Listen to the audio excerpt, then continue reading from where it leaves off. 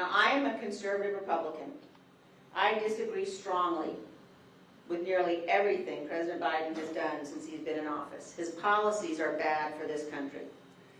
I believe deeply that conservative principles, limited government, low taxes, a strong national defense, the family as the essential building block of our nation and our society, those are the right ideals for this country. I love my party. I love its history. I love its principles. But I love my country more. I know this nation needs a Republican Party that is based on truth, one that puts forward our ideals and our policies based on substance, one that is willing to reject the former president's lies, one that is willing to tell the truth, that millions of Americans have been tragically misled by former President Trump, who continues to this day to use language that he knows provoked violence on January 6th. We need a Republican Party that is led by people who remember that the peaceful transfer of power is sacred, and it undergirds the very foundations of our republic. We need Republican leaders who remember that fidelity to the Constitution, fidelity to the rule of law, those are the most conservative of conservative principles. In the months since January 6th, I've sometimes heard people say something like, well, what happened was bad, but it wasn't that big a deal because our institutions held.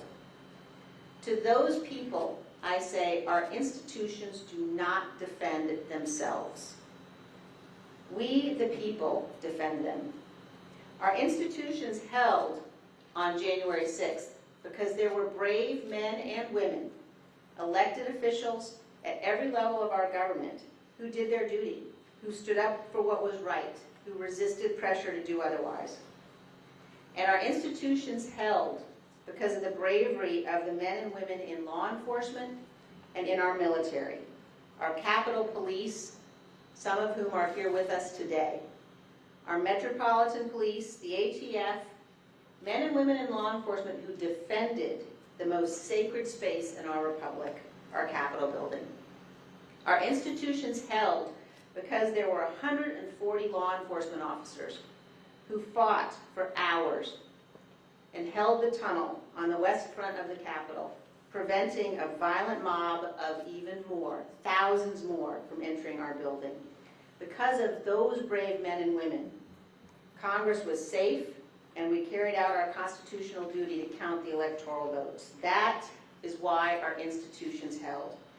Because men and women of courage and honor recognized one of the most fundamental principles in a republic. And that is the principle that no citizen in a republic is a bystander. No one is. Every one of us is called to defend this great experiment, government of, by, and for the people.